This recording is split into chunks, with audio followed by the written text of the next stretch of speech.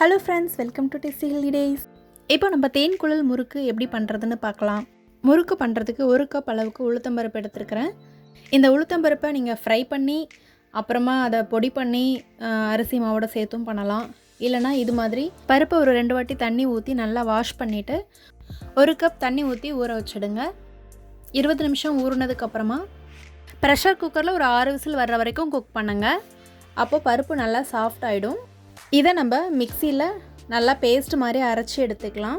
தண்ணி எதுவும் ஊற்ற தேவை இருக்காது, அப்படியே அரைச்சி எடுத்துக்கலாம். இந்த அரைச்ச பேஸ்ட்டை நம்ம ஒரு மிக்சிங் பவுலுக்கு மாற்றிடலாம். இந்த மிக்சி ஜாரில் ஒரு 1/2 கப் அளவுக்கு தண்ணி ஊற்றி அலசி அந்த தண்ணியும் நம்ம இதில் சேர்த்துக்கலாம். இப்போ இது கூட நம்ம 2.5 கப் அளவுக்கு அரிசி மாவு சேர்த்துக்கலாம். இடியாப்பம் மாவு கூட இதுக்கு நல்லாவே வரும். இப்போ 1 டீஸ்பூன் அளவுக்கு சீரகம், 1/2 டீஸ்பூன் எள்ளு, இது ரெண்டுத்தையும் சேர்த்துட்டு தேவையான அளவு உப்பு சேர்த்துக்கலாம்.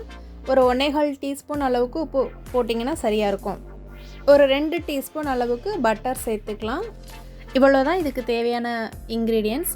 நம்ம இது எல்லாத்தையும் நல்லா மிக்ஸ் பண்ணி கொடுத்துட்டு இப்போது இந்த மாவுக்கு நம்ம ஊற்றின இந்த அளவு தண்ணியே சரியாக இருக்கும். உங்களுக்கு அப்படி கொஞ்சம் ட்ரையாக இருக்கிற மாதிரி இருந்ததுன்னா கொஞ்சமாக உள்ளங்கையை நனைச்சிட்டு அந்த ஈரக்கையோட பிசைஞ்சிங்கனாலே சரியாக இருக்கும். இது மாதிரி நல்லா பிசைஞ்சி கொடுங்க. நல்லா பிசையும் போது உங்களுக்கு அந்த மாவு நல்லா பைண்ட் ஆகிடும். உளுத்தம்பருப்பை ஃப்ரை பண்ணாமல் இது மாதிரி டைரெக்டாக வேக வச்சு பண்ணுறதுனால உங்களுக்கு என்ன பெனிஃபிட்னா, கலர் வந்து நல்லா ஒயிட்டாக இருக்கும். முறுக்கு நீங்கள் நல்லா ஃப்ரை பண்ணி எடுத்திங்கன்னா கலர் கருப்பாகவே ஆகாது. பருப்பு நீங்கள் ஃப்ரை பண்ணி எடுத்திங்கன்னா ரொம்ப கவனமாக இருந்து கொஞ்சம் கூட கலர் மாறாமல் ஃப்ரை பண்ணி எடுக்கணும்.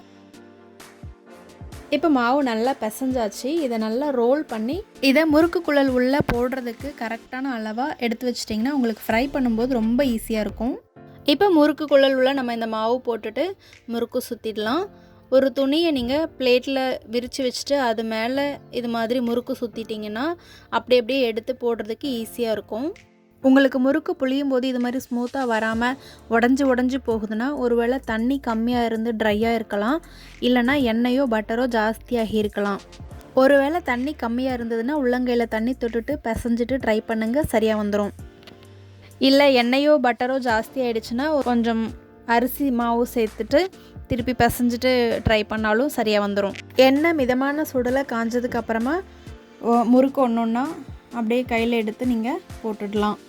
நீங்கள் முறுக்கு ஃப்ரை பண்ணுறதுக்கு யூஸ் பண்ணுற சட்டியோட அளவு பொறுத்து ஒரு பேட்ச்க்கு எத்தனை முறுக்கு போடணுன்றதை டிசைட் பண்ணிக்கிட்டு முறுக்கு வந்து நல்லா எண்ணெயில் மூழ்கிற மாதிரி நிறைய எண்ணெய் ஊற்றி ஃப்ரை பண்ணுங்கள்.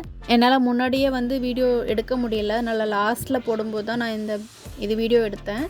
அதனால் எண்ணெய் இப்போ கம்மியாக இருக்குது. பட் எண்ணெய் நிறைய ஊற்றி நல்லா மூழ்கிற அளவுக்கு ஃப்ரை பண்ணணும். அப்போ தான் உங்களுக்கு எண்ணெய் நிறைய இழுக்காது.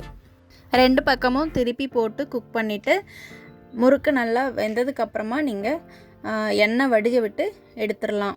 அவ்வளோதான், சிம்பிளாக டேஸ்டியான தேன்குழல் முறுக்கு ரெடி ஆகிடுச்சு. நீங்களும் ட்ரை பண்ணி பாருங்கள்.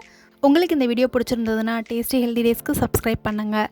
அப்படியே tastyhealthydayes.com வெப்சைட்டும் செக் பண்ணுங்கள்.